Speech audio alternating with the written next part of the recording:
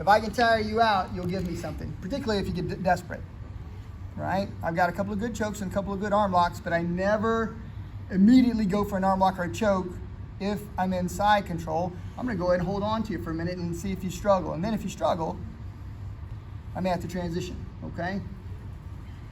If you don't struggle, then I'm gonna start seeking the arm lock, okay? All right, so let's talk about these escapes. Escape number one, this is the basic one. Now, Caleb's gonna be holding on to me however it is that he wants. Doesn't matter if his hand's on this side or under my neck. It's fine. He should have this hand, elbow in my hip, that knee should be in my hip. He wants to control my hips. First one, I'm gonna get this elbow on this, or grab some uniform and get this elbow under his body. Right under his neck is fine. I'm gonna grab on some other clothes and I'm gonna get this elbow under his body and I'm gonna start working to get this position. He's gonna try to stick to me, right? Now, I'm not strong enough to just bridge him up because he's holding on to me pretty strong, right? So that's gonna make me tired, okay? So I'm just gonna bridge and he can't stop me. Nothing he can do to stop me from bridging. So once I bridge, I'm gonna be able to make a little bit of space. So I'm gonna go up. Now watch, I'm gonna try to hold that space here. Hold on tight, don't just stay, right? I bridge up, he's holding on tight. I make this space, then I get this one knee in. Now, he's gonna be trying to get back into some control. But I got my elbow and my knee are touching. I don't know if y'all can see, but my elbow and my knee are touching. At this point, I'm gonna start to frame. This hand's gonna push, this hand's gonna make kind of a right angle with my elbow. Right? Maneuver the knee a little further. Then I'm gonna keep maneuvering him until I make to the guard. This is a great place for me to fight. Who knows that simple escape? Who's seen it before? All right, get with your partner, practice 2 times.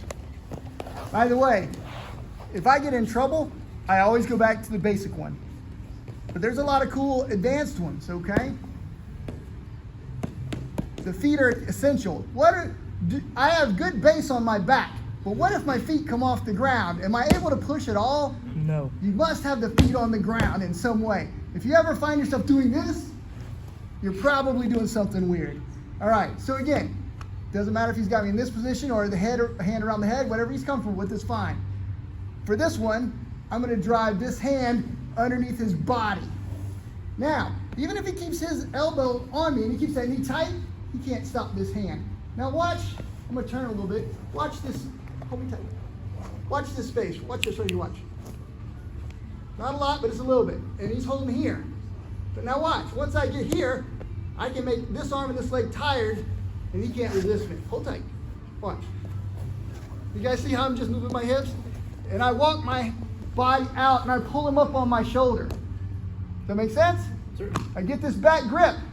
This one can be somewhere up here or up here is fine, but this is the important hand. This hand has to get to the mat. I'm gonna bridge high. He's sticking to me, right? I'm gonna bridge high. Now, I don't have him yet. I gotta start pushing this hand, right? I arch, and then I roll right over the top, and now I've got him in side control. Okay? Does that make sense? Sure. All right. This is bridge and roll. Bridge and roll. Again, we're on the opposite side. I want to control. By the way, if this is an MMA match, had an Alexander moment there. I don't want him to elbow me, so I might hold on to this arm, and I might want to try to grab in a different way, but I don't want him elbowing me, right? So I can close this elbow out and hold on. The bottom line is, again, he's trying to pinch me with his knee and his elbow, right? By the way, what if he wants to take the mount? Can he kick over? I'm blocking that leg, so this is pretty good for that. So again, I bridge, first, I make the space, I walk out, hold, I bridge, and this is the hand that's on the back, that's gotta go. I start bridging, he can't stop me. He can push hard against my body, but he ain't gonna stop me, okay? Once I get the bridge. I'm gonna pull this shoulder down, and I'm gonna push this hand up, and I'm gonna roll, and I'm gonna take the top, okay? I almost ended up in north and south, which is also fine, but most of the time I end up in side control. Questions on the fine points of that? All right, give it a try. Number 3. All right. Before we were sticking this hand underneath the belt and walking out this way. Okay? Locking the arm, protecting against the elbow in case of elbow strikes. This time, I'm gonna grab this way, and I'm gonna try to grab some material because I want to snug him up to my body. The advantage of this leg here, right, is to control me, and this leg can only go out but so far. So what I want to do is I want to minimize the leverage of this leg, and I want to get this underneath his head. All right? So now, this is what I'm looking for. I want to walk my feet towards this and see how I'm closing out this leg, right? And then I'm going to use this hand and I'm going to lift up. So again, he's holding, he's sticking. I can feel pressure here, right? Even if he goes around my head, it doesn't matter, right? Actually, this is somewhat better for me because, again, I'm going to roll him over that elbow. However it is that you grab him, make the space, walk the feet this way. If you walk the feet this way, it gets harder. See how this leg can post out? Now I got to push against that leg. I want to walk that leg in. Bridge, this hand goes to the ground. I bridge, I push, right? And then I jump. Let me take the top. Can we do it? Sure. You just switch the hands from belt side to head side, and that's the way you go.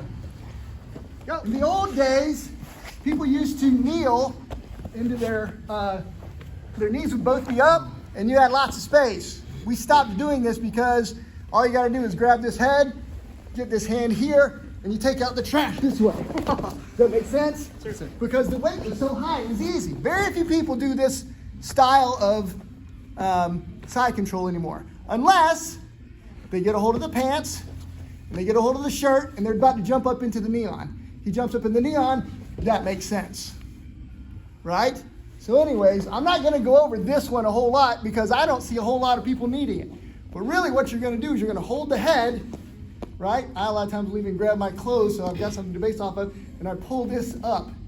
Then I'm just gonna take out the trash, like I'm gonna dump a trash can right over this way. That make sense? Sure. All right, that's an old school one. Jiu Jitsu evolves like you wouldn't believe. And for a while, we weren't even doing big swim because people were getting triangle choked so much. We've gone back to big swim, we just protect and we enter differently. So again, this is something, if you see it, take out the trash, all right? All right, so he's back inside.